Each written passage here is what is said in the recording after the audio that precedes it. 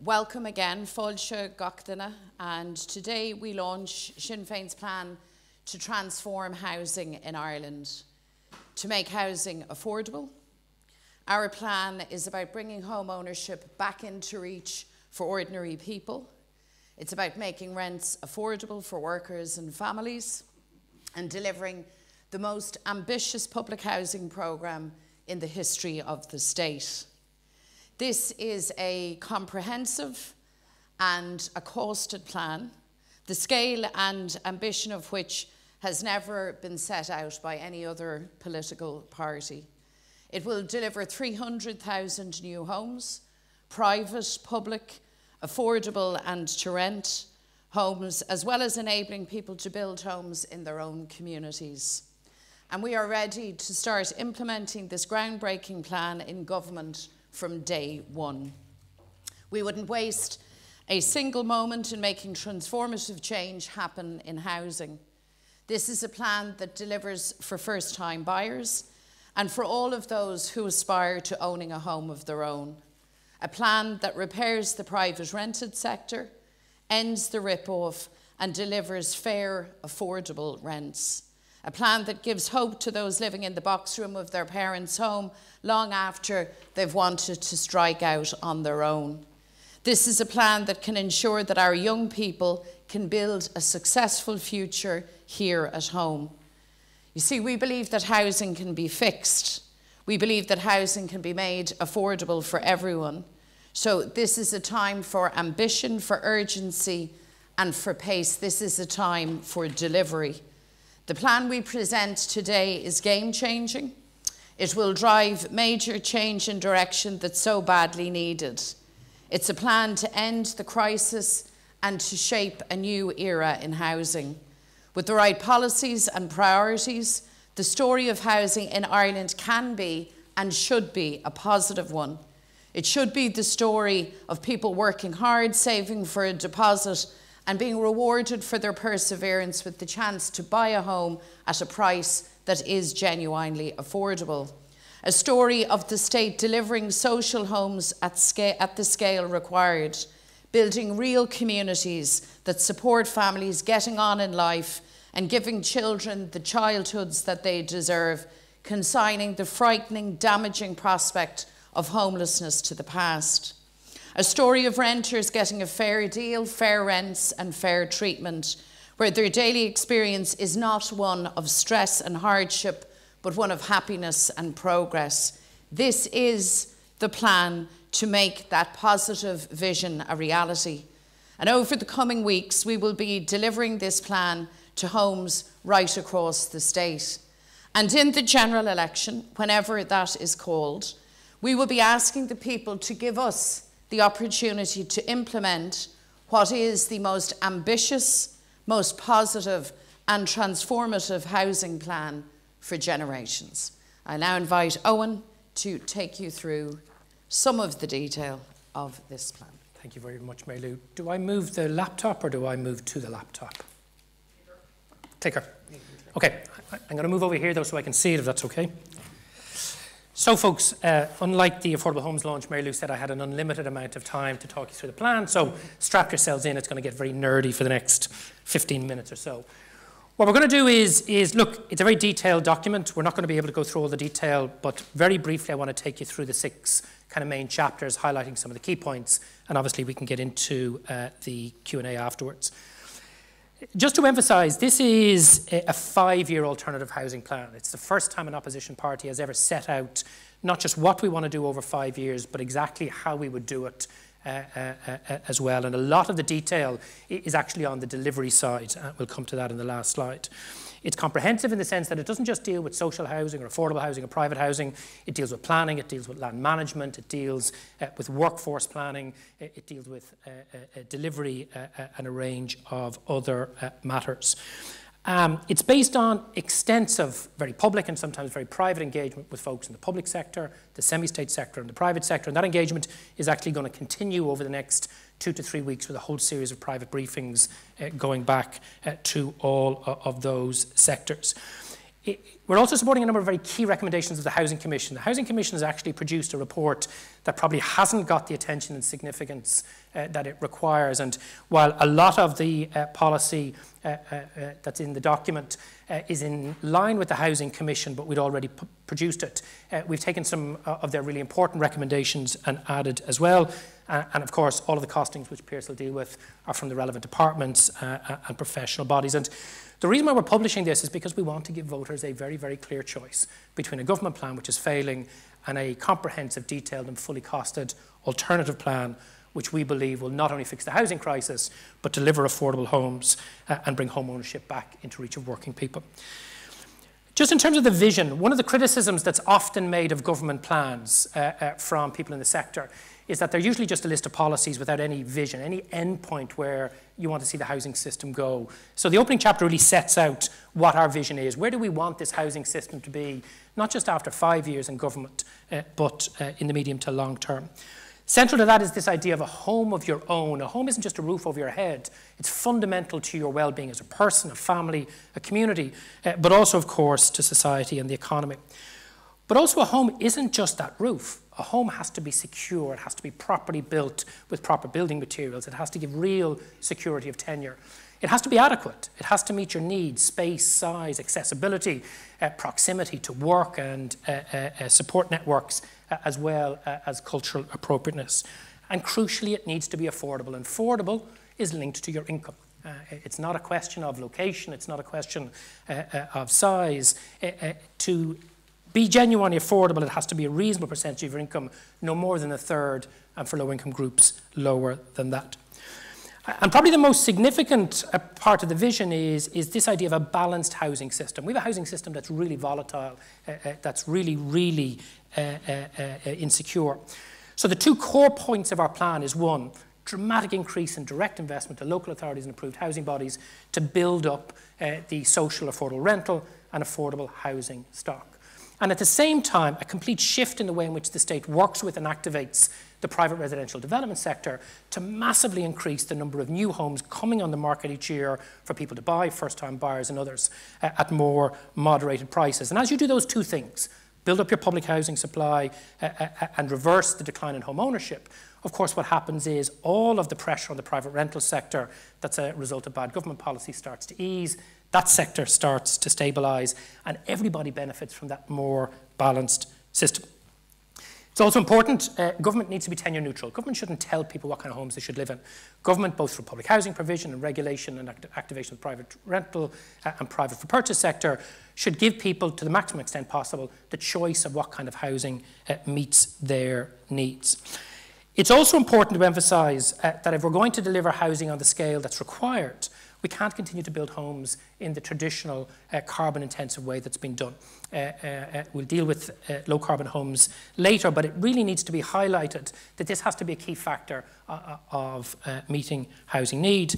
And fundamentally, it'll come as no surprise, we believe that subject to the approval by the people in the referendum, the right to adequate, secure and affordable housing should be enshrined in the Constitution, and we're making a clear commitment for that.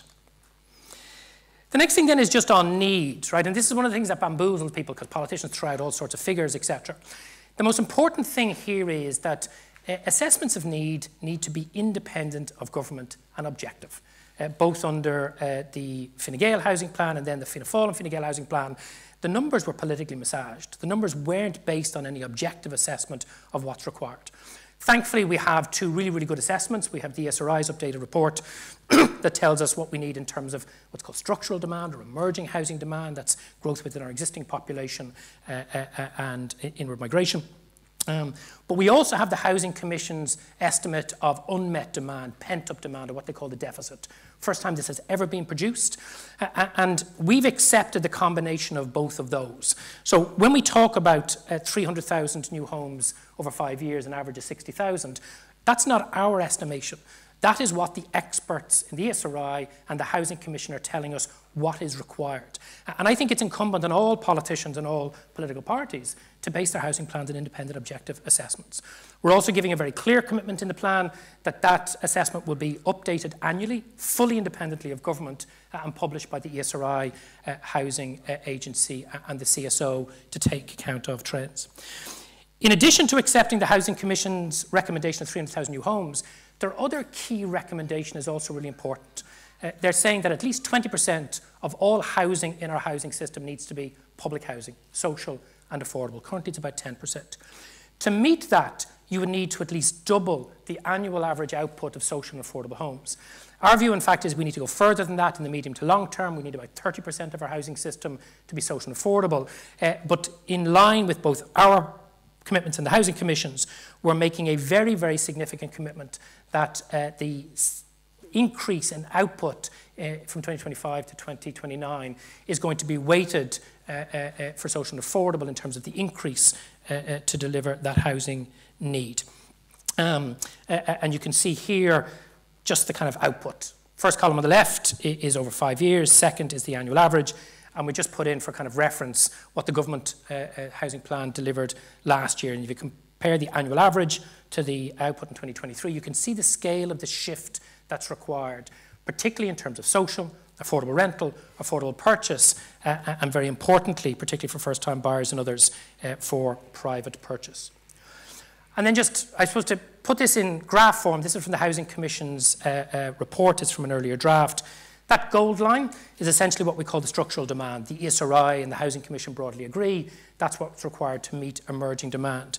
But the green line there is the deficit. And again, the Housing Commission very strongly recommended dealing with that deficit in as short a period as possible. And that means you're pushing up beyond 40,000 in 2025 and ultimately hitting 70,000 new homes a year for a number of years past 2029.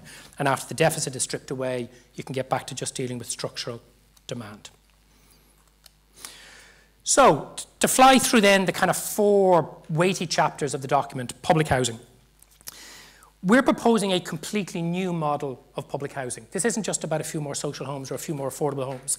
This is about a focus on mixed income housing, small, medium, large scale developments in rural, urban and high density urban areas delivered by local authorities and approved housing bodies. So it's not just about more of the same, it's a completely different model of public housing. And there's quite a detailed section of the document which sets out how within 6 months, if we're in government and I'm the minister, we'll engage with and agree with the local authorities 5-year public housing delivery programmes, setting that out and publishing that and then updating it annually for social, affordable rental, affordable purchase, both for the local government and the AHB sector.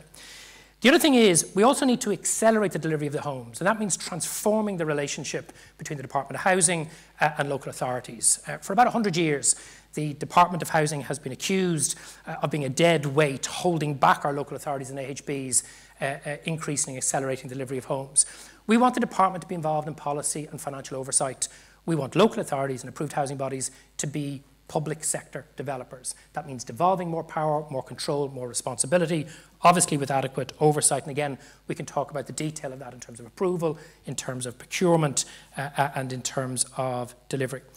We also want to ensure that a significant portion of our public housing output is from vacants and derelicts. And again, I can talk about that a little bit more when we deal with the slide on that. And also, there's a huge opportunity out there in new building technologies. And when I talk about new building technologies, I'm talking about high-grade, predominantly timber, but also recycled steel frame, three-dimensional systems built in factories. If you look at London, if you look at Krakow, if you look at Paris or Scandinavian cities, they're using these technologies to significant effect. Really good quality jobs, often better quality jobs than working on a cold, wet building site on a morning like this morning. And that also has to be a really large portion of what we want to deliver.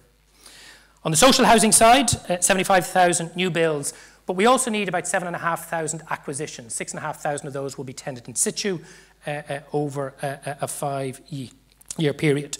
We're going to amend social housing eligibility. There's about 10 counties that are in a 3rd tier, really, really low eligibility criteria. We're going to scrap that and move all of those into tier 2. That's particularly important in a number of rural and western and northwestern counties. We're going to create a dedicated fund for social housing maintenance, a big, big issue in local authority housing estates. There's about 50 million annually in that fund. And we want to double the funding for inner city flat complex regeneration. These are the flat complexes in Dublin and Cork, etc., that were built in the 30s, 40s and 50s to accelerate the programme of improving that. What happens to HAP and RAS over a period of time? Obviously, the number of people in HAP and RAS reduce. That creates savings, and some of those savings will be recycled into stock maintenance. But we also have quite an ambitious programme of social housing reform, and there's a detail of a general scheme of a social housing reform bill, which we'll publish and prioritise in the first 12 months, which we can talk to too. And then the other thing is, local authority social housing tenants are the only tenants that aren't covered by the Residential Tenancies Board. Approved housing bodies are, private sector bodies are, but local authority tenants aren't. That makes no sense, either from the landlord's point of view or from the tenant's point of view. And over a phase basis, we want to bring local authority social housing tenancies under the remit of the Residential Tenancies Board to give both landlords and tenants access to that basket of rights and mediation facility through the RTB's adjudication process. Affordable homes, we dealt with this in great detail some time ago, so I'm not going to repeat it because many of you were at that press conference, but 50,000 affordable homes delivered by local authorities and approved housing bodies, half to rent, half to buy. You have the house price range there, 250,000 up, obviously for first-time buyers, but also other people without a home, much more inclusive than the current government proposal, and on gross household incomes below 90,000. Purchaser owns the home, state pays and owns the land and related costs, and that's how we deliver the homes at the price we're outlining. And again, as we set out a number of weeks ago, dramatic increase in affordable cost rental, rents at or below €1,000. Eligibility criteria we're not changing from the current governments, we think they're fine, but how we deliver those lower cost rents is longer term finance, is greater focus on direct delivery and utilisation of new building technologies. Then the fourth chapter, again, is a very significant chapter, and this is about the relationship with the private residential development sector, the builders and builder developers who build homes for people to buy and rent. We have a very ambitious programme with that sector to deliver 115,000 private residential homes for people to buy, first-time buyers and others. That's almost a trebling of the annual output of what is happening currently. How do you do that? Well, in all the conversations I've had with builders and developers, what they're telling us is their greatest cost is at the beginning of the development process. There are huge barriers, particularly in planning. There's huge risks in terms of zoning and debt financing. It takes far, far too long to get on site and start building. In fact, it takes longer to get on site than it does to build. We have a whole range of activation measures which are about removing those barriers, particularly in planning.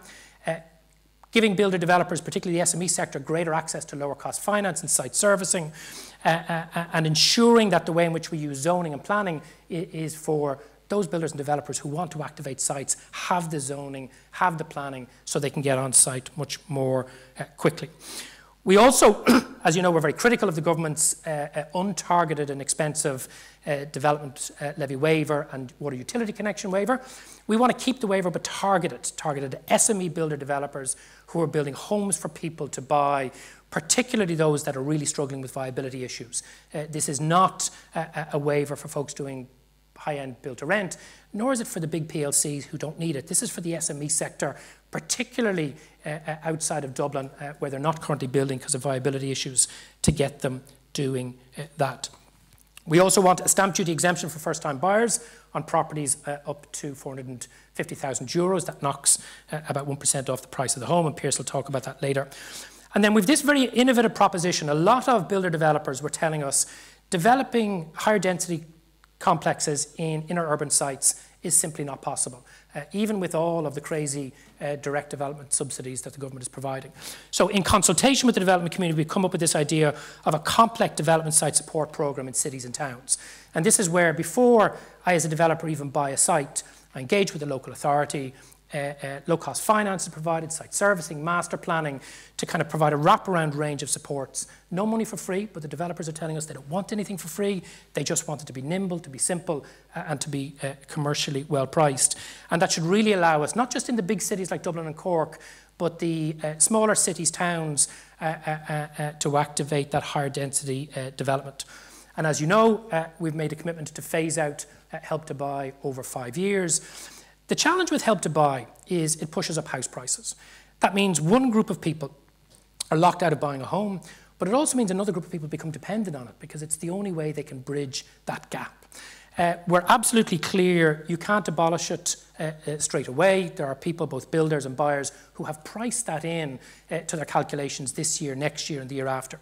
So what we're proposing is As we ramp up the delivery of affordable homes at a price of 250,000 plus, as along with the private residential development sector, we increase the delivery of affordable homes, of private homes to purchase at more moderated prices, we gently then phase out Help to Buy, and there's a table that sets out how we would do that, raising the loan to value ratio in the first year but keeping the 30,000 grant, then reducing it by 6,000 a year over the 5 years. The reason is this: the single biggest barrier to first-time buyers buying their own home is the price of new build homes is too high. And therefore, as an overriding policy objective, over time, bringing down the price of delivering those new homes has to be a central objective if we're going to tackle that crisis. Private homes to rent, again, a lot of this is well rehearsed. We want a stable private rental sector that works both for landlords and for tenants. We need a private rental sector, not in the way it currently exists, but we need one nonetheless. But contrary to the government, actually tackling the strains in the private rental sector doesn't mean more landlords. What it means is more social affordable homes, more private homes for people to buy, and then naturally the private rental sector stabilises at the size that it should be. We want tenancies of indefinite duration. That means amending Section 34 of the Residential Tenancies Act. We do want to remove sale of property as grounds for an eviction notice permanently. And while we absolutely accept, particularly single property landlords, need to access those properties for themselves, relationship breakdown, returning from work abroad, or for the children to access university or college, we'd like to make that section of the Act much clearer because it's too broad and open to abuse currently. 3-year ban on rent increases remains. There is no point having a tax credit for renters if the renters don't benefit from that tax credit. And the only way you can do that is have that ban on rent increases. Pierce will talk about the detail of that. We need to improve minimum standards, and that means a BER-style certification and 100% inspection of all private rental properties every 4 years. Deposit protection scheme, one of the things none of us understand. It was legislated for in 2015, never enacted, and we would enact that. And we also want to reform tenant in situ to make it work much more effectively. Almost there, folks, I promise. Just in terms of homelessness, on Friday we saw the homeless figures out. Again, the highest level of homelessness since modern records began. Homelessness for children since Fine Gael have been government has risen over 540%. And despite all of the government's talk of it being a priority, it's not happening. We're absolutely committed to ending long-term homelessness and the need to sleep rough by 2030. We believe it's possible, but you need to have a plan. But to do that, you need to know how many people are actually homeless. We'll continue doing the monthly reports for the department, but we actually want a quarterly report to report on the true level of homelessness, folks in domestic violence shelters and hostels not funded by the state and rough sleepers and others. And we also need an action plan. What the homeless sector has been calling for a number of years is an action plan agreed with them that says month on month, year on year, from now to 2030, what are the targets to get to that ending long-term homelessness and need to sleep rough. The plan in front of you gives you a sense of what that action plan would look like. Very, very comprehensive commitments around prevention, temporary ban on evictions where the tenant has done nothing wrong for 6 months and reviewed at the end of that. But significant increase in tenant in situ, as I'd mentioned, but also social housing supply. And we're also making a very clear commitment. There's a table in the homelessness section which sets out year on year the number of units of accommodation to allow people to exit emergency accommodation. Housing First, an emergency supply to end homelessness for the over 55s in a single year and dramatically reduce adult and child homelessness from year one, but also increased homeless allocations. And then in terms of sleeping rough, nobody chooses to sleep rough. People sleep rough because for many people with addiction issues, in recovery, with mental health, communal hostels simply aren't appropriate for them to be in, and we're giving a very clear commitment to phase out emergency accommodation. Adequacy is a huge part of the plan, and there's quite considerable commitments there in terms of mainstreaming the housing needs of people with disabilities, older people and travellers, and some of the detail you can see there on the slide in terms of the number of homes in our public housing programme for people with disabilities and for older people, but also changes to planning, to building control, increasing funding for adaptation grants for older people and people with disabilities, developing an actual strategy for housing for older people, something that we don't currently have under this government, and fully implementing the expert group on traveller accommodations recommendations. Building control. Again, very comprehensive propositions around how we transform the National Building Control Office into a fully independent building control and consumer protection agency. That includes additional staff, about 15 regional staff, which they're looking for, which we've made provision for. But it also means moving to a fully independent local authority-led inspection regime as per the Safest Houses report that the Joint Oireachtas Committee agreed unanimously in 2018. And then with respect to defects, and Pierce will talk about this in a little bit more detail, but the crucial innovation here is we want to take the existing Pyrite Resolution Board that's almost finished its work in terms of pyrite resolution in Dublin and Leinster, and we want to expand it to include all defects. That includes defective block and Celtic Tiger era defects, and to provide all of those homeowners, social housing tenants and renters with the same end-to-end scheme as folks in Leinster got with pyrite. Obviously, that's going to be a very significant industry or exchequer contribution, and we'll deal with that when we launch the manifesto over the next number of weeks. But we're still committed to working with industry for an industry contribution as well as we set out in our alternative budgets. And we also think there does need to be a public inquiry. Given the scale of defective homes across the 3 scale areas of defects, there needs to be a public inquiry, primarily to ensure we put in place the measures to prevent those kind of scandals ever happening again. And then reform of the Multi-Unit Development Act, the Property Services Regulatory Authority, and creating a regulator for owners management companies, long overdue, and we're committing to those. Set of propositions around low carbon homes, and key to this, of course, is using more new building technologies, greater reuse of existing buildings, recycling, but also a multi-annual plan to look at whole life carbon within the built environment. Some really important stuff about architecture. I know people think this is maybe secondary, but if you're going to build 125,000 public homes, you have to be really conscious of the impact that they're going to have on the urban environment. We have a lot of policy propositions in the document on that. And then the final slide. The Housing Commission made some really important recommendations about how to accelerate the delivery of public and private sector homes. A lot of that is about aligning the capital programmes of public utilities, public critical infrastructure, other public service providers, and public and private residential developers. And their proposition for a housing delivery oversight executive is a really good one. We've fully embraced it. I've met with the Commission. I've teased this out with them. And it's not a new layer of bureaucracy. It's taking the people who have the money and have the capital programmes, aligning those and giving them the statutory power to overcome obstacles. But we've also got extensive reforms in procurement, particularly in public procurement, which is going to speed up the delivery of housing as well as make it easier to keep people in the workforce. Very, very radical proposals about active land management, something that the government has been universally criticised for as its predecessors. You'll see some of that in the newspapers online today, and I could talk about that in the Q&A. And again, very, very comprehensive proposals around tackling vacancy and dereliction. We have between 80 and 100,000 vacant homes in commercial buildings. Very large number of those can be brought back into use. But that's going to take real commitment, real action, and real change to how funding is developed. And then the last 2, workforce planning, because this gets discussed a lot, and there's a section there. And again, the Housing Commission have produced some really important recommendations in this area. We actually have the same number of construction workers that we had in 2004. And back then we were building about 60,000 new homes. Obviously very different regulatory environment and a lot of bad quality building. But I agree with Michael O'Flynn, the Cork developer, or with the PLCs, we could be building much more homes now with the workers we have, and we've set out how we could do that with respect to planning and taxation.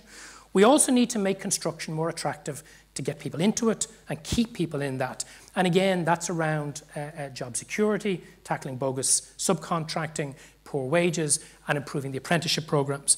And then again, just to emphasise the new building technology sector, the number of green jobs that are available, Irish jobs with Irish public and private sector companies, is enormous.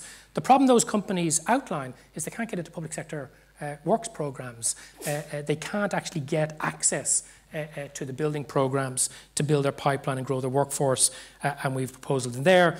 And then finally, you'll all know I have a long history of rowing with successive ministers about the political manipulation of data and information. The only way you tackle that is taking it out of the politicians' control. We need to have independent, objective data and information to allow us to have evidence-based policy making. we also need to ensure that the skills that are developed within our public and private sector are passed on to the next generation. And there's some small but significant proposals at the end of the document to deal with all of that. So just to conclude, what you can see there is very comprehensive, very detailed, and crucially focused on delivering affordable homes and bringing home ownership back into reach of working people. That's what our plan is about, and that's the message we're sending out both yourselves and the public today. Okay, thank you for that, Owen. I'm not sure if that was 15 minutes or 20, but as you can see, Gavin, it will be accurate, I'm sure. Okay. 27 on the button. I could have done it for 2 Come in, hours. we've had many hours. So, okay, so thanks for that, Owen. I'm Pierce. Tussanish. Again, Shallow Shog is much a Falshire plan. Kamshiha la Tihiactor Frice Race and the Hinchu Dogini, a Cor Hontasi, our plan la Trihet Mile. Cha a hogal TVC da Charma Realtas TVC da quick beyond Shotty Priwija, Tia Publi, Tia or Frice Recente, Agus Tia at Telefoil keys, and Cart Igdini Togal in the Ganter in the Bubble Saku Hain. Agus Yenimichin tree in the policy Kimshia shot to Midilogu Ma a new policy in the will costish or foil, agus policy, agus plan, na will gente ig ein party in scale shaw, guji shaw. Agus Cridgen Virginia, Gerfager lat tihiacte a ve ag price race, and the Gerfager lin Jeru Harlish and Gear came tihiacte a temidig fecal in Ishlen Smo, na Jaibiana, agus the Virginia and Sinn Féin Ray on Kid Law in Realtas and plan shaw a Haravaim. In government, Sinn Féin not only wants to build 300,000 new build homes delivered in 5 years, but we want to ensure that these homes fully comply with building regulations and building product regulations. So we can't repeat the mistakes of the past and the profiteering that we've seen during the Celtic Tiger years, and we know all too well of the burden that that has left on communities. The burden in terms of house defects, apartment defects right across the state. In my own constituency, there's a litany of buildings, both public and private, and it is a living nightmare for many, many families, indeed thousands of families, some of them my friends, some of them my relations. And I know many people here have their own families, and they share with us their stories all the time about having to go to sleep in a house knowing that it's crumbling around you, being able to go out to the gable end of your wall and pull the blocks and see the blocks crumbling in your hands, worrying about your children where they will have a safe place to live in the future, because the scheme that is there at the minute isn't fit for purpose. Sinn Féin is committed to providing 100% redress to all those homeowners living with Celtic Tiger defects and building defects and defective block homes. We're also committed to ensuring that private rental tenants and social housing tenants are not left living in unsafe homes due to various defect scandals. And given the cost of dealing with these legacy defects that will run into the billions of euro, it is critical that we ensure that this will never, ever happen again. And as well as what Owen mentioned in terms of a public inquiry, we also need to make sure that we put in place a world-class building control and building product surveillance regime. So Sinn Féin remains committed to the implementation of the 2017 Joint Directors Committee on Housing, Planning and Local Government report, Safe as Houses. In government, Sinn Féin would transform the National Building Control Office from a function from Dublin City Council to a fully independent building control and consumer protection agency, similar to the EPA or the Food Safety Authority. And this would require, as Owen mentioned, increasing the number of full-time staff of the agency from its current numbers of 5 up to 20, and we'd aim to do this over the first 2 years in government. The full cost of Sinn Féin's comprehensive plan to deliver 300,000 homes over 5 years is adjusted for inflation, and it would cost €39 billion. This includes the total cost of €37 billion for the new build programme and €2 billion over the 5 years for the acquisition programme. And this would be provided for through €25.3 billion in voted capital expenditure from the Exchequer and €13.7 billion in non-voted expenditure comprising of loans from the Housing Finance Agency and other sources. The annual average expenditure would be €7.8 billion, of which the average of €5.1 would be from Exchequer and €2.7 billion would be borrowing from the HFA and other sources. We are committed to this level of funding because housing is a whole of government challenge.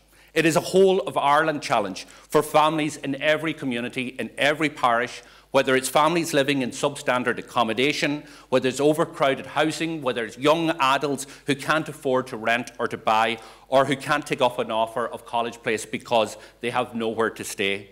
We're talking about people who are going to bed tonight in emergency accommodation because the likes of Simon Harris and others around the cabinet table fails to deal with the housing crisis, and indeed it gets worse under their watch. This plan is about ending the housing crisis for once and for all. It is about government making sure that it has the resources and the policies that are joined up to bring that about. This issue is far more than an issue for one individual or for one minister. This is about change. It's about real, meaningful change. It's about a whole of government change, and I commend the plan to everybody. Thanks a million, Piers. Rose. Yeah, Jeeve Galair, and it's good to be here this morning.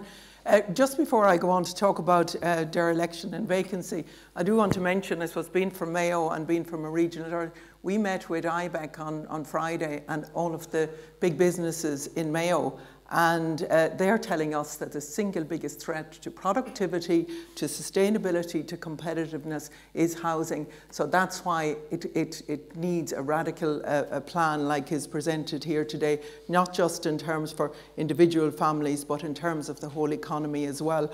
Now, the key element of the housing crisis in Ireland is the accompanying vacancy, obviously, and dereliction crisis that's blighting our towns and our cities and our villages. And my own constituency, again in Mayo, is one of the highest vacancy rates in the country. And it's a powerful factor in the erosion of rural Ireland as a whole. The level of vacancy and dereliction across the state is just far too high. Sinn Féin believes that tackling this must be a central element of any successful housing plan, as Owen mentioned, and addressing the impact of high levels of dereliction and vacancy plays an important role in meeting the housing needs that we have. It revitalises our cities, our towns and our villages, and it reduces the volume of carbon emissions from the built environment, helping us to meet our 2030 and our 2050 emission reduction targets.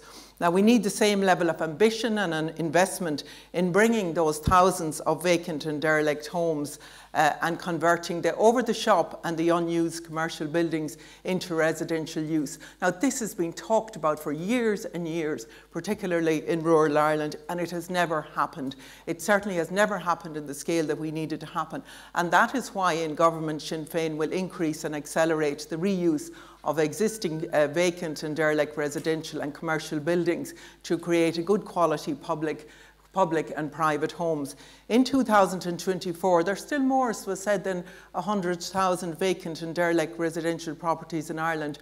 And in government, Sinn Féin will establish, as a matter of urgency, an online platform detailing all vacant and derelict properties in the state. This platform will be developed by the Department of Housing and Geodirectory. It will not only include information on the size and the location of properties, but the conditions of buildings and the determination of habitability. This database will be available to all of the local authorities and the housing agencies and other prescribed bodies. It will be the foundation on which the government vacant and derelict home strategy will be based. Sinn Féin will establish a vacancy and dereliction unit. We will, in consultation with the housing agency and the local authorities, set reuse targets for each local authority area. Now, these targets will be ambitious and they will be published as part of the public housing delivery programme and updated annually, as was said, when approved data on vacancy and dereliction becomes available. We will legislate for a one-stop shop planning and compliance service in every local authority. We will reform the planning code to require applicants proposing demolition to justify this course of action as the best use of the building, of the structure and of the land. And in government, Sinn Féin will introduce a comprehensive reform of the compulsory purchase order process. Most importantly, we will tax vacancy. In government, Sinn Féin will transfer responsibility for the derelict site levy to the revenue commissioners, because we see that even where there has been lower tax on it, it hasn't been collected. So we firmly believe that this needs to be under the revenue commissioners. A new vacant site tax will be set at 7% in year 1, and after the transfer an increase by 50% each year on the site that's left, sites that are left vacant. We would also increase the vacant property tax to 1% of the market value of the property and increase it annually by 50%. Now, I just want to say just a word on student accommodation. It's this time of the year again where students are grappling to get accommodation, and parents and families are absolutely burdened with huge accommodation costs. That is even if they can get the accommodation in the first place. I know students that are going abroad because they can get cheaper accommodation. Students are not being allowed to choose the courses and the pathways that they want to choose because they cannot afford the accommodation. And that is particularly as well for those families who are caught that they don't qualify for SUSI, they don't qualify for anything, and they have to pay huge amounts for student accommodation. And what they're really, really disappointed is that when Simon Harris was Minister for Further and Higher Education, he promised and he promised.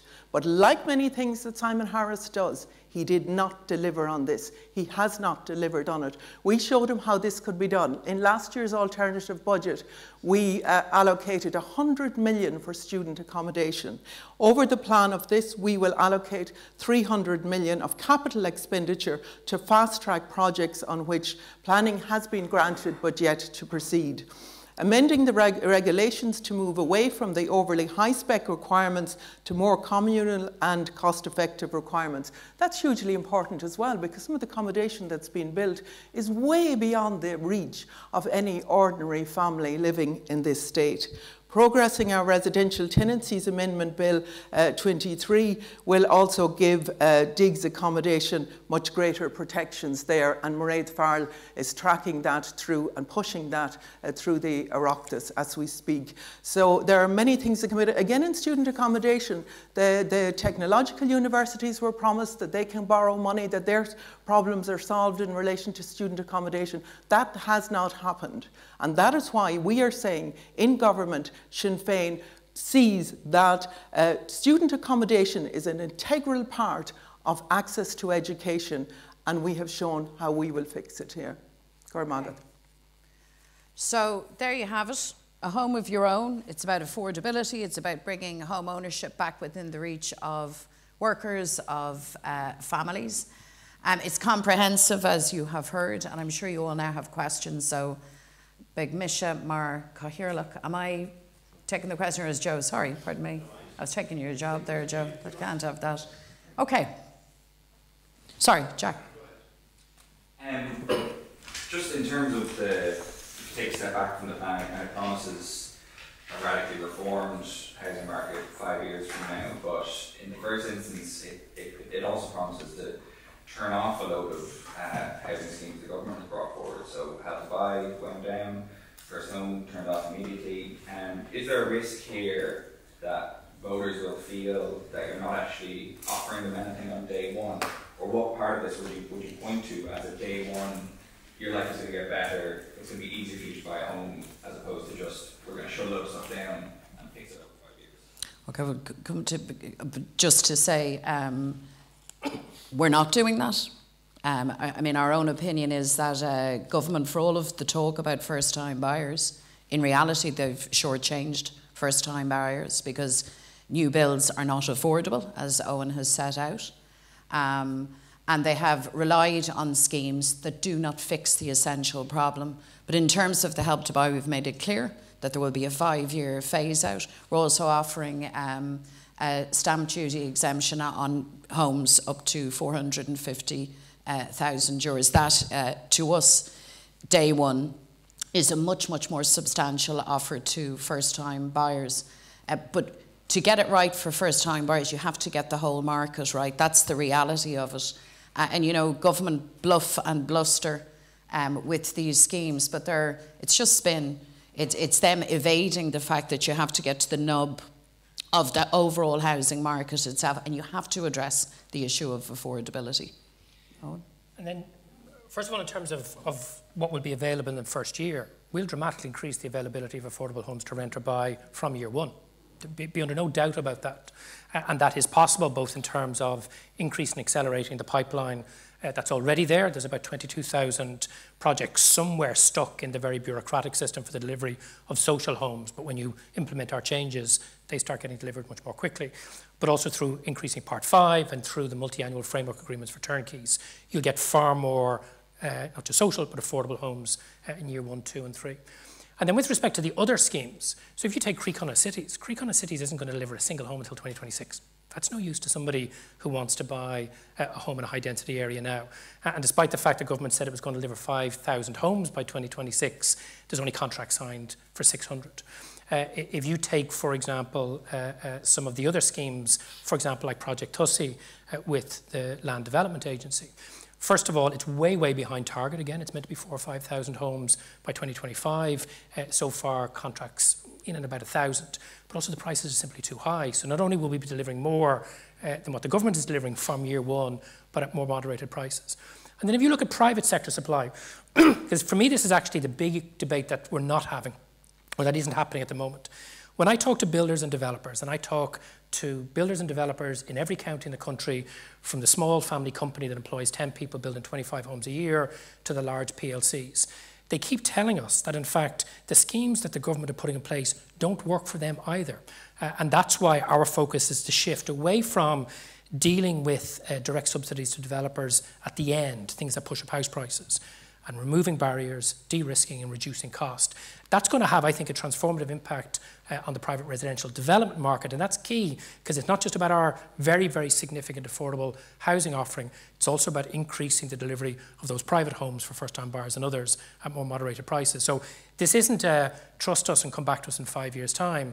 This is about transformation straight away and building and accelerating in each of the 5 years in government. Can I just add one point to that? The other thing, Jack, in terms of day one is if you're a renter, there will be a ban on rent increases. That's a guarantee. And not only that, but we will put 1 month rent back into your pocket. So on top of the fact that the Help to Buy is not gone in year one, what we're going to do is we're going to increase the threshold up to 85% loan to value.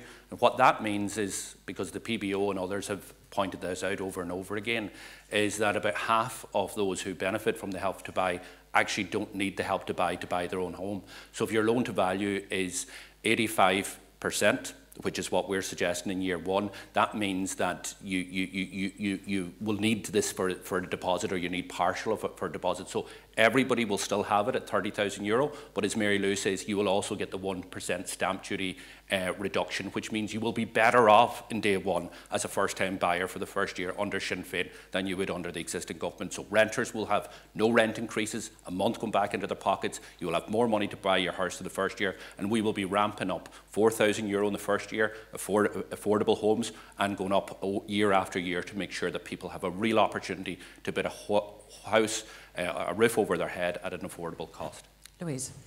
Here, just to continue on the Help to Buy, if you don't qualify for an 85% loan on your property, what happens then if you don't actually qualify for 85% mortgage?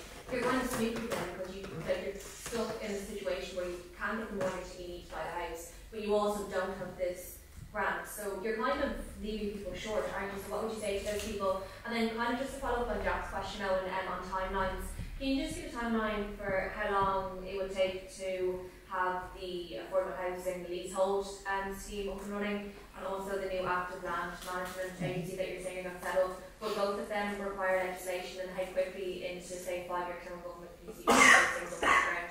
Thanks, Louise. Piers? Yeah, thanks. So just to elaborate in relation to the first step in terms of the Help to Buy. So banks provide loans for mortgages usually at 90%, and they can have an exemption. They can apply to the central bank for an exemption to go above that, but mostly it's 90%, which means that you need 10% in the main, on average, of the purchase price of a house yourself in terms of savings or through a gift.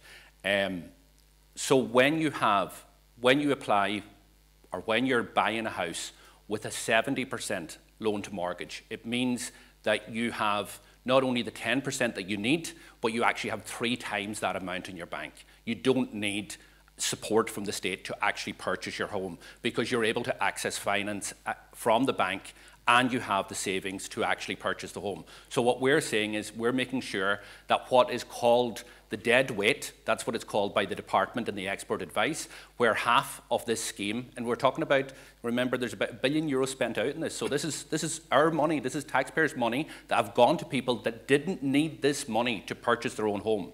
So what we're saying is we're going to, in the first year, remove the dead weight. So anybody who has the money to get a loan to purchase their own home will not be gifted €30,000 from the state. People I'm talking about people who are on lower incomes, who only qualify for, we call it their income because of the 4 times on your loan to income. Yeah. That if they don't qualify, so and that 30,000 in the help to buy, that extra 30,000 would have looked to bring up their deposit that they could afford to buy a house. I'm not talking about people who can afford to buy. I'm talking about the people whose income don't enable them to borrow as much that they get that loan to value. So let me be clear in relation to that. As I said, in the first year, those individuals would be supported more because not only would they have the 30,000 through the help to buy, but they would also have between €3,000 and €4,000 of the stamp duty exemption, so they would be supported more. But also in the first year, they had the option of purchasing an affordable house, which isn't about €30,000. It could be in the region of €100,000 below the market value. And there's 4,000 of those houses we plan to deliver in the first year of government and to increasing then year after year. So that's the real step change here. It's not about tweaking on the edges, it's about actually bringing houses to an affordable level at this point in time and not doing what the government are doing, which is introducing schemes that are pushing up house prices and that are making it just more difficult for people who you're talking about, and more people are falling out of that net every single year. Are going to exclude a lot of people, and a lot of say single people, a lot of people on lower incomes that may be able to afford a home when they could afford to borrow 7% LTV to get the help to buy scheme. They're going to be people like, you know what I'm saying, like people who would just barely qualify for the help to buy scheme and who the help to buy could have added another 30,000 to their deposit. It might have just not come out of the line. So the loan to value ratio will not impact whatsoever on lower middle income house purchasers. If you have a loan to value ratio of 70%, it means you have 30% of the cost of your house already yourself. What we're saying is we will allow you to draw down the help to buy if you have a loan to value ratio of 85%, which means you have 15% the cost of the house already, which is 5% more than what the banks require to purchase a house. But those individuals will never, the people you're talking about, will never have a loan to value ratio of 70%. They will never have 30% of the cost of purchasing a house in their bank account. That's €90,000 or €100,000. They're not the individuals. The individuals that we're capturing this year are people who are far higher net wealth individuals and therefore have this type of facility in their accounts, don't require this injection of money from the state, and therefore we're making sure that those individuals don't get it in year one. So have we clarified that point, because you seem to be at cross purposes there? I can sit down with you afterwards as well. This is to ensure that actually those who need the support, such as you've described, get it. So anyway, we can't. Just on the other questions. The other two questions. So, first of all, in terms of the affordable purchase scheme, it'll take a couple of months. The general scheme of the legislation is already written in terms of the amendments to the Affordable Housing Act, both for affordable purchase and affordable cost rental.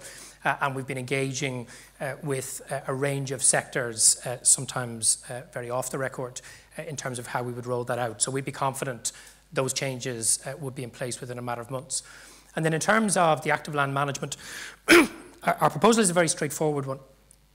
We want to take the Land Development Agency at present. We want to take all of the residential development functions of the LDA. So that's the houses that they currently have that are occupied, the contracts with private developers under Project Hussey, or the sites they're building out, and their staff dealing with those. and transfer them into a designated activities company in the local government sector. That means there's no job losses, that means there's no disruption to supply, but it also means that people in the local government sector with far more experience of residential development will carry on those programmes. And then what remains of the LDA will need some very simple changes to the Land Development Agency legislation, and the general scheme of this is almost complete, where we would essentially transform its functions to give it a single sole focus, which is active land management. The document sets out how that would work in terms of its functions. Keep in mind, the Land Development Agency originally was actually meant to be a land management agency. When the National Planning Framework was published in 2018 and the precursor to the LDA was named in that, it didn't mention residential development, it mentioned land. But in a recent report that the Land Development Agency published, they made it very clear that they were never given the functions required in terms of compulsory purchase order powers to do their work. How long would that take? You would do it immediately on a non-statutory basis. The legislation shouldn't take more than 6 months. Obviously, there has to be a negotiation with staff and their unions about to-pay agreements, etc. But given that we're not talking about changing people's terms and conditions of employment, given that we want to move them into the DAC, and then that designated activities company, because this is an idea that's come from the local government sector, would then be the vehicle to deliver affordable cost rental on scale by local authorities, not just in Dublin, but in the commuter belt and Cork as well. So you're kind of boosting their ability to drive supply of cost rental at the same time. So a couple of months is the answer to the first question, and within 6 months is the answer to the second question. Okay, Declan. Thank you. I look forward to reading the full text. A couple of issues that struck me.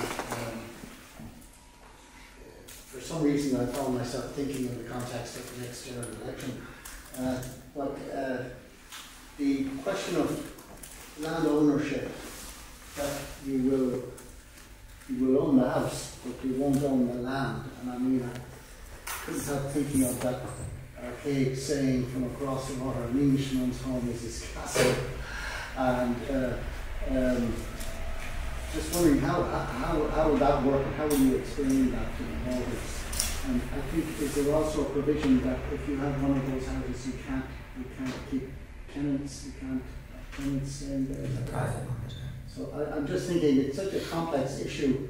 The whole thing is so complex, but you know, I don't know if every voter in the next election is going to read this, that excellent document, but just. Okay, that question, okay. Give me simple answers too. Simple question. Thank you, Declan. I'm sure you speak for castle dwellers everywhere. Indeed, sir. Okay. So, the scheme, the ownership of the home, the state maintaining the land. Very quickly, the problem is people can't even buy a relatively modest home, let alone a castle. So the big problem here is folks on 50 grand, 60 grand, 70 grand, 80 grand can't buy anything, right? They can't buy a new home, they can't buy a second home, even with all of the subsidies that are out there. So the only way you can deliver large volumes of good quality homes at prices people can buy is for the state to absorb a portion of the costs. And therefore, if you take land, site servicing, utility connections, and waive development levies, that knocks between 30 and 50% off what would be the otherwise market price of the home. And if the state is going to invest billions of euros in that land and site servicing, the state then has a responsibility to ensure not just the first generation of affordable purchasers, but every subsequent generation benefits from that. Because again, we're not just in the business of fixing problems in the here and now. We want to transform the housing system in perpetuity. That is a cultural change for many people, and it is going to take some explaining, and we've spent a lot of time talking to people about it. But I suppose the reassuring thing for the homeowner is they own the home. The house that they buy is theirs. They can do with it what they want, unlike a rental tenant, for example, or a social housing tenant, subject to planning permission and all the usual rules. And crucially, they can pass that property on to their children and grandchildren in perpetuity, something you can't do, for example, automatically with a local authority rental home. The two restrictions are as follows. Because this is a family home that you're buying at an affordable price, then you're not in the business of profiting from it. So you can't rent it out on the private rental sector. There are going to be circumstances, however, where somebody might buy one of these homes and they might get a job abroad for a year or 2 years. They will be able to, in conjunction with the local authority, rent it out on a fixed term contract as part of the affordable rental scheme. That way the property doesn't lie idle, but there's no unnecessary profiteering. They'll get the benefit of the rent, of course, as the homeowner, and the home will be occupied, but under a fixed term contract, not a standard Part 4 tenancy. And then when the property is sold, the property is not sold into the private market. The private market will be there, it will function, it'll have a dramatically increased supply for first-time buyers and others. What we're doing is almost kind of creating a parallel affordable housing market of houses that are privately owned, privately traded. But the way in which you sell the house is through the local authority affordable purchase portal, the way you bought it.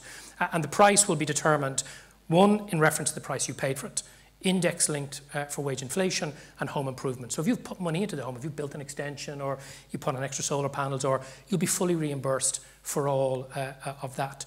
And the way I always think about it is, if you're buying that home at a fair price, you're going to sell the home at a fair price. And year after year, we build up this market, this growing market in parallel to the private market of people who can trade up and down within it. They can trade out of it and into the private market and back down again. But that idea of privately owned, privately traded, permanently affordable. So actually, it's not that complicated. It is a bit of a cultural shift, but people need to be reassured legally they own the home. It's theirs.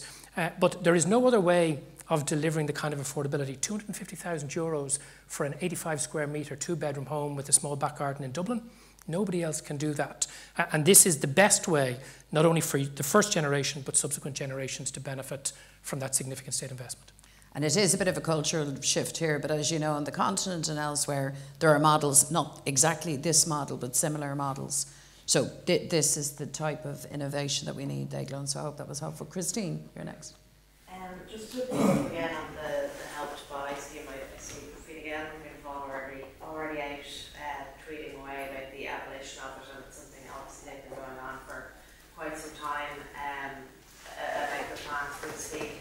Are you worried that it might be a bit of a hard sell? I understand that you have outlined the reasons for the abolition, but say if we're going into 2025 and say this housing plan is government policy and someone has signed a new lease, it could be €2,000 per month, that's frozen, to take that point. But they're looking at buying in the next year, 2 years, at 60,000 delivery of new homes.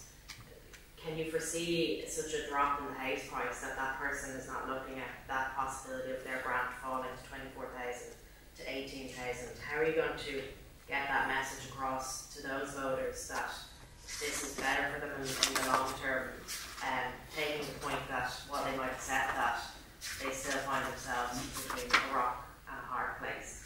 And secondly, just on the issue of the state owning the land of that idea, there was some commentary over the weekend about the banks perhaps being consulted, that perhaps they would be signing off on mortgages and all the rest. Have you had any consultation with the banking institutions about whether this would actually be acceptable for them? So yeah, I mean, between a rock and a hard place is right. I mean, I would say to you that from year one, moment one, the buyer that you're describing is better off under the Sinn Féin plan. I mean, the reality is the government has concocted all sorts of schemes, all sorts of formulas, and they plainly and patently haven't worked. This plan is ambitious, it's holistic, and this can work. In year one, the person that you are describing will still have access to the €30,000, and they will, assuming their property, their purchase is under €450,000, you're looking at a stamp duty exemption as well. So off the bat, that is a win. I'm not surprised that the government are out tweeting or talking about this, because the scale of their failure is just so obvious to everyone. And now we come along with the plan. It's comprehensive, it's actionable, it's costed, and it can be delivered, and it will be transformational. Two answers. So also keep in mind, it has never been more difficult for a first-time buyer to buy a home. The majority of first-time buyers aren't buying new homes with the various government schemes.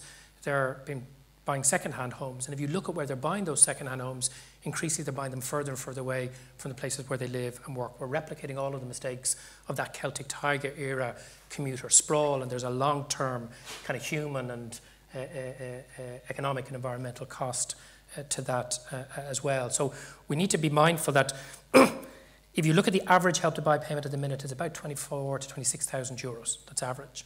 So as Mary Lou said, year one, year two, and even into year three, huge numbers of people who are today saving and have a plan to buy a house will either be no worse off, or in many cases, particularly in the early years, better off as a consequence of that.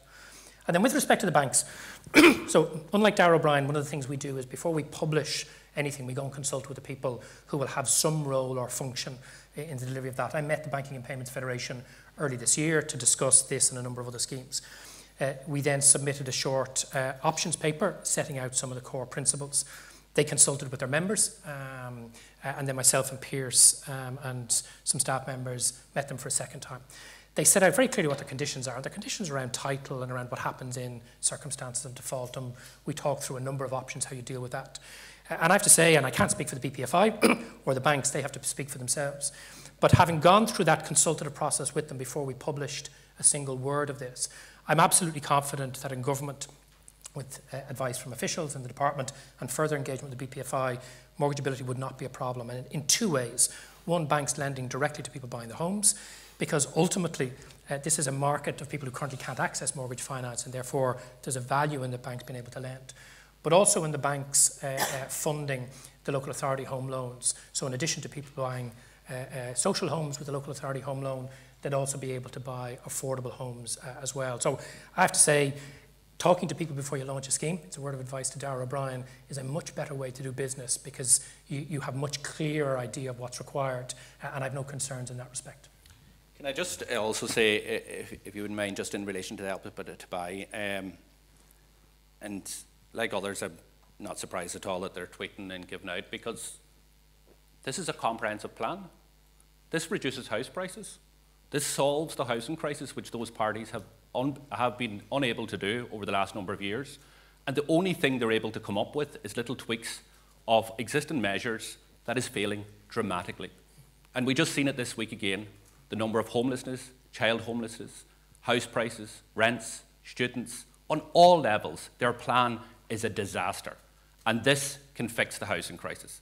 So let's talk about the individual that you mentioned that's thinking of buying a house in 2 years' time. They're not stupid. They know what's been happening under Fianna Fáil and Fine Gael's government. In the last year, average house prices have gone up €25,000. The help to buy is gone like that. If they're thinking of buying in 2 years' time, and if this government is back in for another 2 years, average house prices on their track record will be €50,000 higher than they are now. That's the problem. And the only solution that this government has is gimmicks like the help to buy. And trying to convince people to look the other way as their policies are pushing up house prices. So that individual who's thinking of buying, and I would also say to Michael McGrath, he's tweeting at Darragh O'Brien, where's your plan? Because under their plan at the minute, help to buy is to end in 2025. None of them have actually committed to retain help to buy up to 2030. None of them have committed to retain it at the level it is. So if they want to put their money where their mouth is, then put it in the finance bill, but they have never done it. So just to make that point. As I said, if there is an individual or a couple that is thinking of purchasing their own home, the first thing that they'll know is if they're renting, that their rent is not going to increase like house prices are increasing over the next 2 years. The other thing is they're going to get money put back into their pocket through our proposal to put a month's rent back into their pocket. The second thing is they'll have an option, as Owen said, about 8,500 homes come on the market to private buyers every year. Next year we're planning 4,000 affordable homes and increasing the following year. So they will have another option that doesn't exist today, which isn't about trying to maintain or the help to buy, just trying to soften the increases that's happened under this government. It's about a dramatically reduced price. It's about real affordability to families out there, the ability to buy a house, to own your own home at a cost of $250,000 to $300,000. This is a game changer.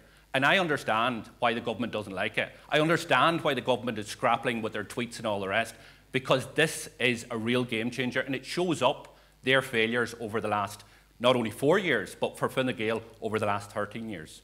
Christina, I just have to make a point as well. If those schemes are so successful for the government, why is the average age of the first-time buyer 39?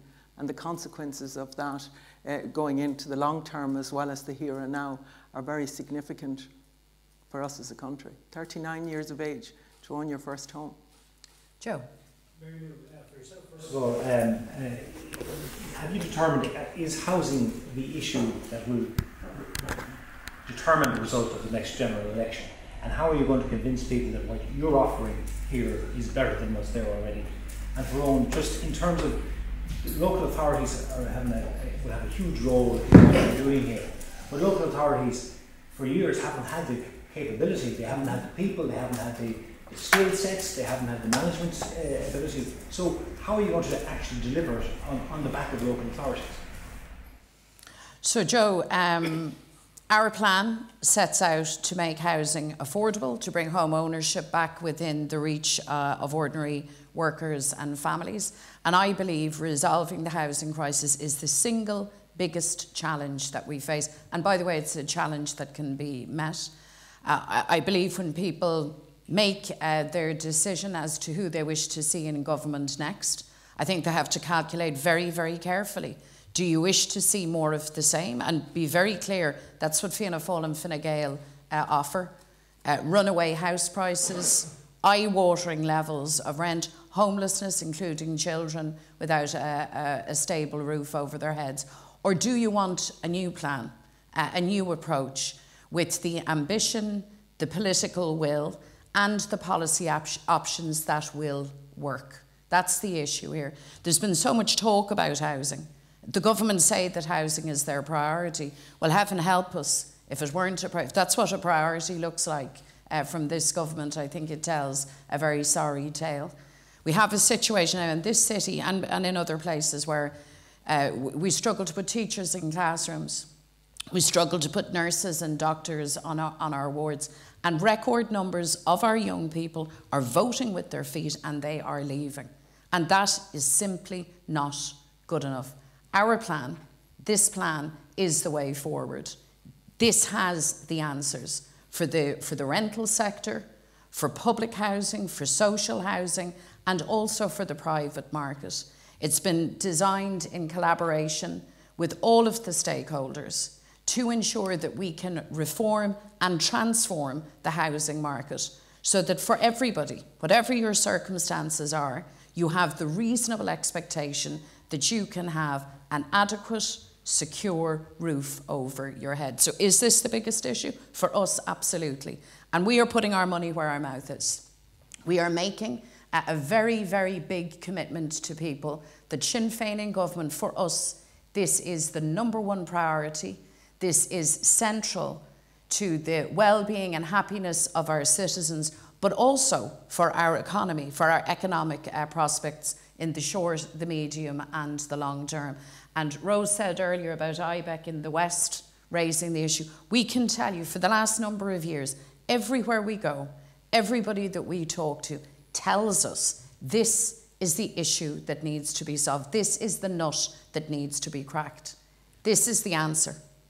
This policy, which has taken a huge amount of effort and time and collaboration to produce, this has the answers, and we want the opportunity to implement this. So when we go to the people, we will ask for that chance. And just to add to that, before I answer your second question, how are we going to convince people? We're going to put a summary copy of this document into every household in the state. We're going to go door to door. We're going to talk and explain to people. We're going to engage with the sectors. And I have a personal view, which is the next election is going to be decided by that very considerable number of undecideds. And we know that they're only going to make up their mind during the election campaign itself. Housing, according to every opinion poll, is the #1 issue for those people, whether they're in housing need or their children or grandchildren are in housing need. So I think by publishing this, we're inviting people to listen. We're inviting people to engage with us and make the comparison. They know the government's plan isn't working. And now we've set out in more detail than any opposition party's ever done what the alternative looks like, and we're open to the challenge ahead. Then in terms of the local government sector, you see, if you look at the history of the state, when we've delivered the largest volume of really good quality public housing, it's when local authorities were just given the money and the staff and let go and do it. For a century, and it's got worse and worse over the last 3 decades under Fianna Fáil and Fine Gael, we have put so many restrictions on our local authorities that even the local authorities that do have the staff, that do have the experience, that do have the desire, both in the executive and in their elected members, are simply prevented from getting on with doing it. The Department of Housing should not be involved in project management. They should not be involved in the micromanagement of sites on the ground. That's not a criticism of the department. It's not their job. Public sector developers, local authorities and improved housing bodies need to be able to do it. We have very significant staffing commitments, particularly on planning and building control, that's going to assist. But also, if you look at the public housing section, by radically transforming and simplifying the approval, the procurement and the delivery mechanism, you'll actually free up a huge amount of staff time within the housing departments, as well as make their lives much, much easier because they're not being held back by the department. I'm not naive about the local government sector. I travel all around the country. I talk to councillors as well as housing managers. There's some really, really brilliant housing departments out there that are champing at the bit to go. There's others that are going to need some hand-holding and some work, right, because they've been starved of resources for so long. And whether through the shared services model for a range of services that we've outlined, significant increases in budgets, but also something very important, giving the local government sector its place, recognising that these people do have experience, do have expertise, in most cases live in their local communities and want to do right by those neighbours and friends and family members. So we've done it before, twice in the history of this state, and we can do it again.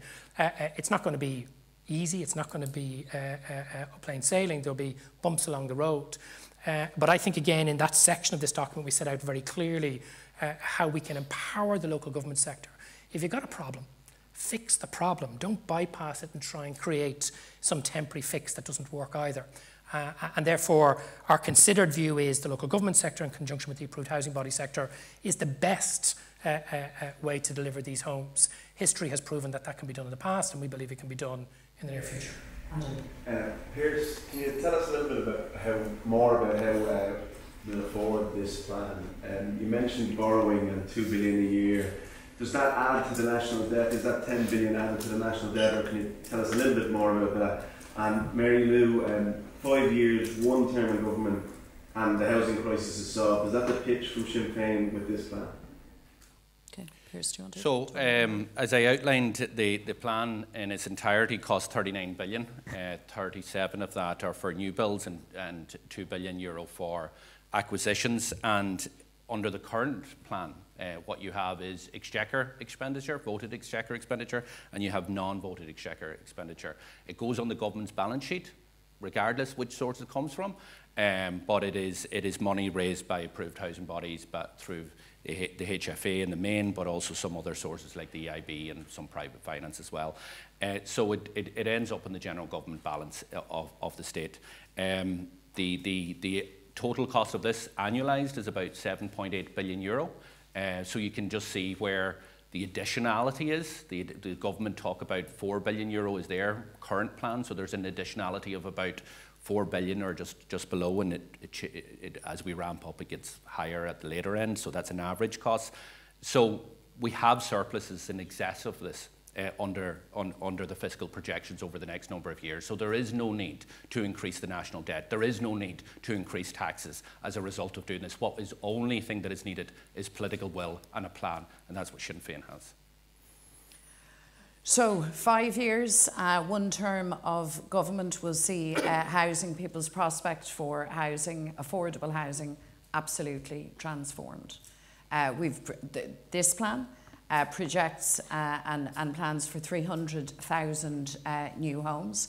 I am conscious that our population is growing, that our economy, we wish to keep it buoyant and keep momentum in it. So of course, after 5 years, that won't be the end of the story. Owen, in his presentation earlier, talked about the value of data and measurement and surveillance. This is something that a Sinn Féin government would always have to be on, always monitoring, always watching, because you have to respond in response to measured, assessed need. So that is the commitment. I will say this, that 5 years of a Sinn Féin government would make life totally different for the average renter, for the young person who's weighing up their options now as to whether to stay here or to go, would transform our ability to put those teachers in the classroom and nurses on the hospital wards. We are absolutely convinced, we know for sure, that the type of ambition and scale and the type of innovation that we have set out in our plan is the way to answer the housing crisis. it is the way to do it. And we can make substantial progress from day one and substantial progress over a 5-year term of government. I think it's worth repeating it. This isn't to throw roses at ourselves at all, but it is significant that for the first time a political party produces a plan like this, a multi-annual funded plan to resolve the housing crisis. Nobody else has done that. In fact, I think when Darragh O'Brien came to office, it took him, what, a year?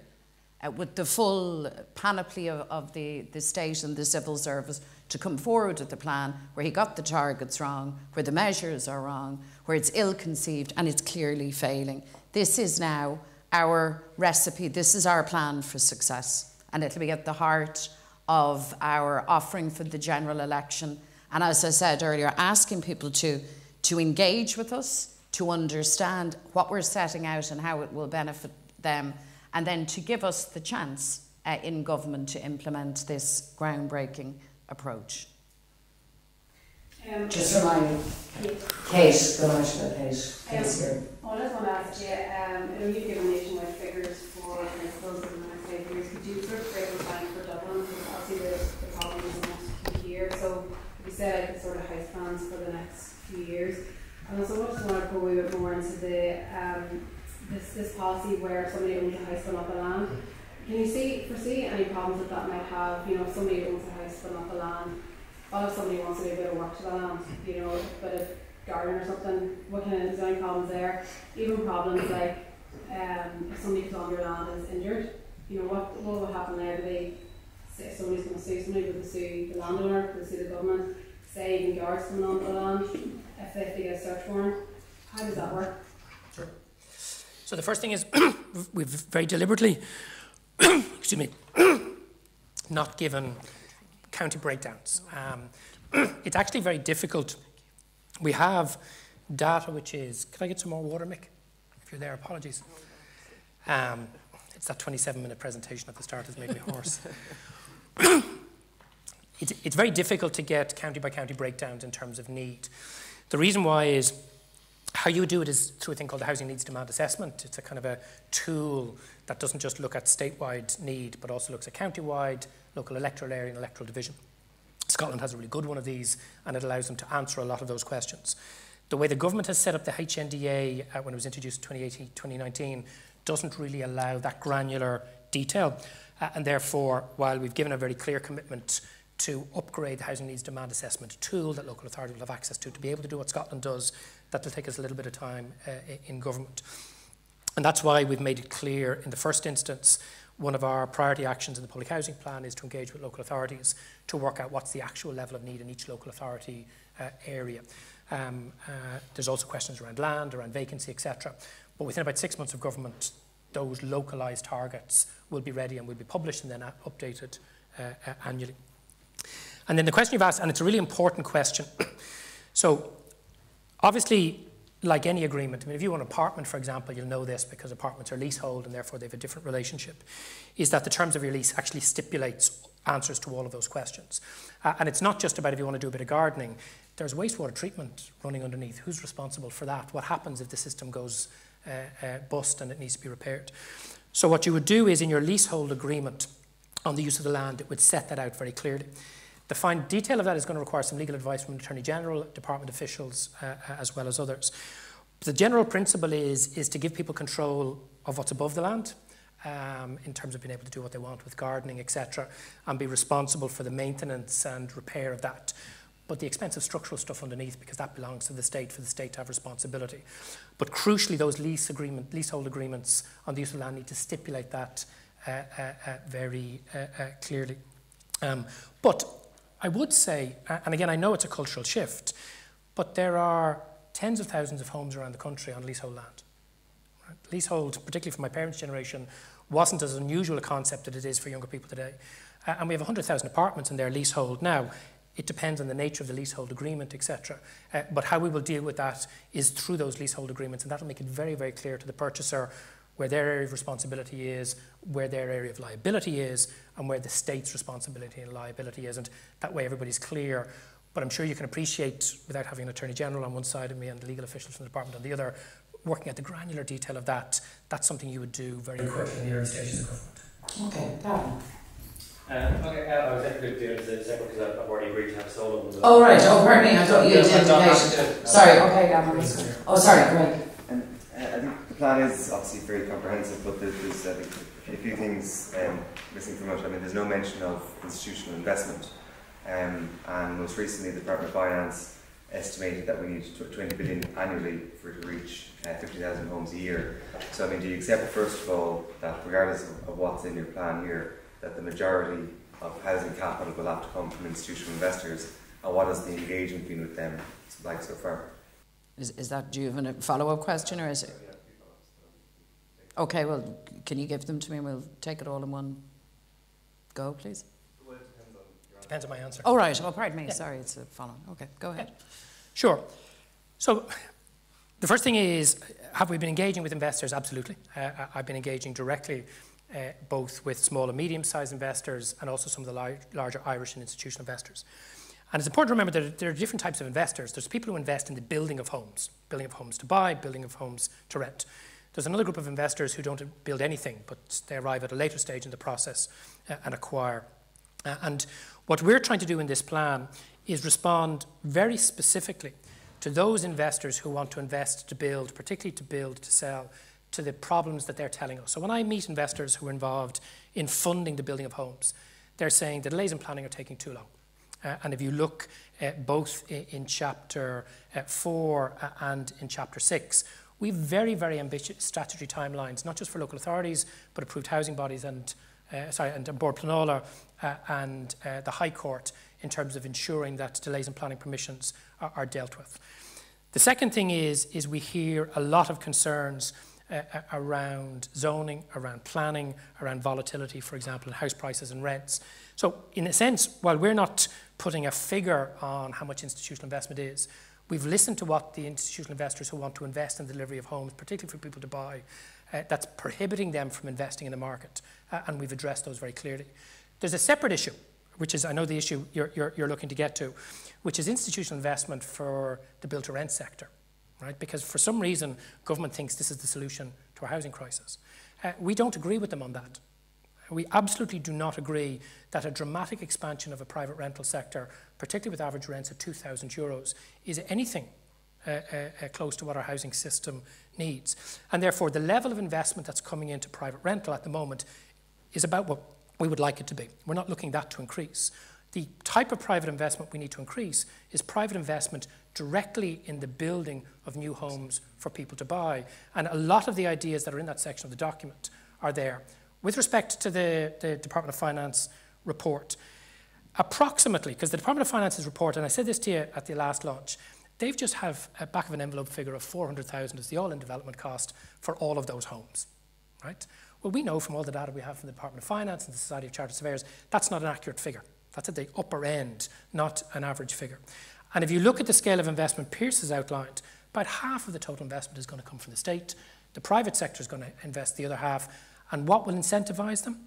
Removing delays and blockages and making it easier for them to invest and to build homes that people, particularly first-time buyers, want to buy. Do you accept that 20 billion figure for 50,000 homes? Is that something you accept? You think it's less? Because the key thing is, if you're saying, what Pierce said earlier, for example, they get about introduce a rent freeze, that's one key ask that the investors have told the department that they don't want. They don't want the represents there, which I know is an extreme measure. But if you're coming in straight away and going to one whole cohort of institutional investors and saying, actually, we don't want you here, I'm just wondering how else you're going to draw in such a major amount of capital funding that's required to be on this plan. So, and again, the problem with the proposition from government is they only seem to think about institutional investment for the rental sector. There is a level of investment coming in today with the rent pressure zones in place. Those people are happy to invest and to invest for a certain amount of rental stock. We don't want more than that into the rental sector. We want to incentivise private sector investment into the building of homes for people to buy, particularly first-time buyers. And therefore, the Chapter 4 in the document, almost all of that has come from discussions with builders, developers, and funders of homes and apartments for people to buy. That's actually where the extra funding needs to come from. And again, with respect to the Department of Finance report, I do think having a back of the envelope €400,000 average figure isn't the right calculation. If you actually look at the granular data on house prices, building prices, it's far more varied. And therefore, I think we probably need a more detailed piece of research. I'm not criticising the Department of Housing. They don't have the data because it's not recorded or published, right? Which is why they've used that general metric. But I do think we need a little bit more detailed and evidence-based research. But if I look at, for example, the all-in cost of delivery of social and affordable housing, including turnkeys, where you're buying them at full market price, the average price isn't 400,000. Right? The average price, because it's 1 beds, 2 beds, 3 beds in different locations, is significantly below that. And that's on turnkeys. That's before you get to the lower prices for Part 5 and delivery on lower price public land. So I suppose I'm saying, first of all, we're looking for a different type of private sector investment, for a different type of home. And the Department of Finance report is fine, but I wouldn't take it as gospel. But you do accept that the majority of your funding will come from outside of the state, external capital? I think a significant portion of it is going to come from outside the state.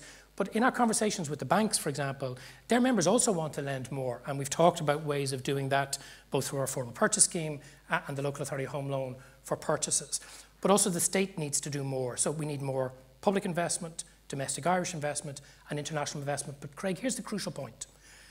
If anybody thinks throwing renters to the mercy of a small speculative group of institutional investors to come into the Irish market, snap up family homes, houses, duplexes, apartments, and charge €2,000 to €3,000 a month for rent is a solution to the crisis, they don't understand the problem. I guess people would just say, well, where's the money going to come from? For otherwise, but we can go on to that. One other question I have for you is, you know, when the Department of Finance officials looked at the Housing Commission and, you know, and there's a document that I've shared with you as well, that, you know, it needs a seismic shift in approach, and they talk about this major fiscal trade-off.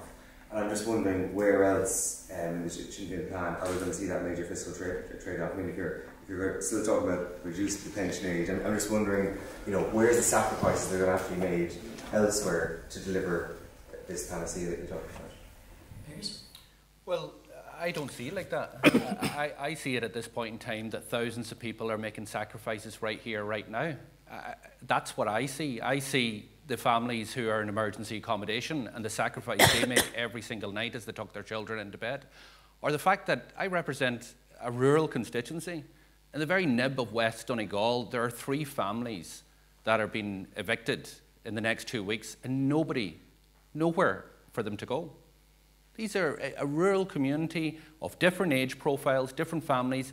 They're the individuals who are making sacrifices. Some of them haven't even told their kids. They started school, secondary school there just recently. Like, this is the sacrifices that are making. I genuinely believe, and I could not be part of a government that didn't make the resources available, particularly at a time when we have resources. And we see it over and over again, whether it's the Stability Programme update, or whether there's other financial statements talking about the surpluses that will be generated in this state over the next number of years.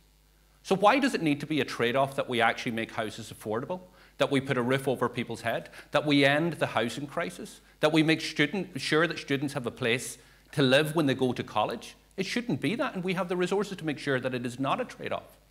And that's the key thing. We're not in a different scenario here. We're not in a situation where we have to borrow or go to the markets to actually fund the type of capital public investment that we're talking about. So it is about making sure that we make the investment here and now. And as Rose says, it's not just about that social crisis that so many families are facing. Every single business, from the largest in the state to the smallest in the state, are telling you that the #1 priority for them and the risk to our competitiveness is housing. If we do not invest now, if we don't make the resources available, then we will suffer the consequences as an economy in the long term. So there doesn't have to be a trade-off in relation to this here. Now, if you are coming from a Fine Gael, Fianna Fáil point of view, then they have a different priorities. They have completely different priorities. They want to lock away billions of euro in terms of the future. I want to make sure that people's future right here, right now, is one that they can enjoy, that they can live in, and that they can actually end the turmoil and the torment that so many of those families are going through. So that's.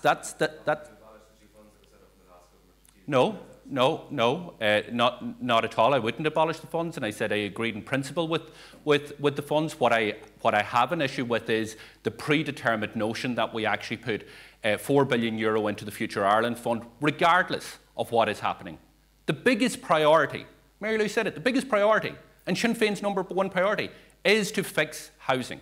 And therefore, we will make the money available straight away from day one to build the largest scale public housing that this state has ever seen. That is our priority, that is our #1 commitment, and if I have a chance to serve in government as Minister for Finance, I will make those funds available to end this crisis for once and for all. Fine Gael and Fianna Fáil have a different priority. That's the beauty about politics and democracy, and that's why they have to talk about the sacrifice. For me, it's very clear, it's plain sailing, it's dealing with the crisis that families are facing right here, right now. And it's only going to get worse. And it is only getting worse for people unless we intervene in the scale that we're talking about today. Okay, thanks, Piers. Craig, you're kind of monopolising this now, my friend. Okay, well, do you have a final question? Just point out that maybe this could very often as Department of Finance officials, but my final question is about capacity in the sector. I mean, we saw when, again, finance officials were critiquing the commencement notices, and within Sky Working Up, they said, look, the capacity isn't there in the sector at the moment. I'm wondering, do you have any plan about importing construction workers or anything like that to deal with a major surge in construction that you want to do? Yeah.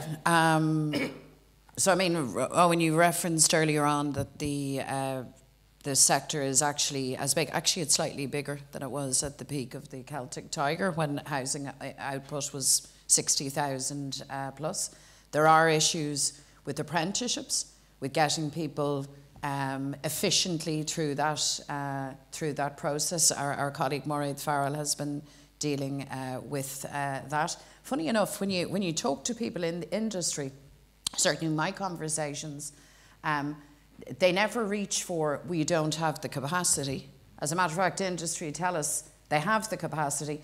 There will have to be a shift in terms of what's built and what's incentivised to be built. And just the Housing Commission's report is really important, and it's really important because it was developed by people who are in the business of delivering homes week in, week out, in the public and private sector. And the section of their report in terms of workforce capacity, I think, is really important.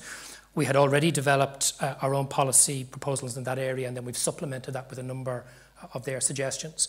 So the two things, for me, the two takeaways from that report is, one, with the workforce at its current size, far more homes, particularly affordable homes, can be delivered if you deal with those blockages and obstacles. And also they've set out very clearly in terms of making construction more attractive, improving apprenticeships. For example, if you take planners, right, we don't educate enough planners in our really good quality courses here in the country at the minute to meet the need that's there. The Irish Planning Institute has said, as had been done in the past, a recruitment programme targeting those jurisdictions that have similar planning systems is a really sensible idea, and that's something we'd want to talk with them. But there's also lots of people who in Ireland today would work in construction or remain in construction if it was more stable, secure, if the payment was better. And therefore, addressing those issues is also key. So between our own propositions and those areas of the Housing Commission's report that we've outlined, it's almost like more with what we've got now while you're building the sector, because if you want to hit 70,000 homes a year by 2029, and if they have to be really high quality homes in terms of sustainability and building control, then you're going to need more workers. But you're also going to need more planners, you're going to need more public servants, you're going to need more engineers and quantity surveyors. And again, we've had very detailed conversations with the professional bodies and with the people who run the education courses, and they've lots of really good concrete proposals which they've been making for years and government has been ignoring, so that year on year you can build that up. But the first thing is you need to know what you're trying to do year on year. By setting that out now, we're going to continue our conversations with all of those bodies to make sure that on the other side of the general election, if we're leading the next government and if I'm the Minister for Housing, we can put those plans in place on day one, and I'm confident, Craig, that we can do. Okay, thank you all very much. Sinead. Thank you very much. On Craig's question, Piers, around the fiscal side, just very quickly. So you put less into the Future Ireland funds. How much less? And then, like, this is basically the only part of government budgetary stance that I like putting aside money for the future. Like, you'll face charges of fiscal irresponsibility. At the same time, they're promising to slash stamp duty for first-time buyers, and you've introduced what being followed 2007. Is this fiscally responsible plan? Yeah, absolutely. What is irresponsible is actually sacrificing the future of so many hundreds of thousands of people, as this government has done, in relation to affordability and home ownership. And also the challenges that our economy is facing in relation to competitiveness by not dealing with the housing crisis. So I've made it clear that what we will do as a priority is fund this plan. The projection in terms of surpluses exceed the amount that we require to fund this plan. So if there are additional surpluses there, then we support the idea of putting them and investing them in terms of the future. What that number is, well, you'll know that for the first time in many, many years, indeed since I've been finance spokesperson, the Minister for Finance published a summary economic statement without outlining the general government balances, the surplus of the state. Now, why did he do that? Like, you know, I don't see anybody asking. We've asked them these questions and over again. It's never ever happened before. In my view, it's completely wrong. But he has refused to actually, or his department has refused to actually show how much the surpluses are. There's reasons for that. Some of them are international, and particularly it's in relation to the implementation, in my view, of Pillar 1 in terms of the OECD BEPS process. And if Pillar 1 doesn't go ahead in the time that it's scheduled, our surpluses is likely to increase. So therefore, we support the concept where there are surpluses to invest that. We were opposed to the idea of the rainy day fund because there was no investment. There was no return in relation to your money. But the priority for us is this plan. This plan will cost an additional, on average, about just below €4 billion. The surpluses are projected to be in excess of that. So. Okay.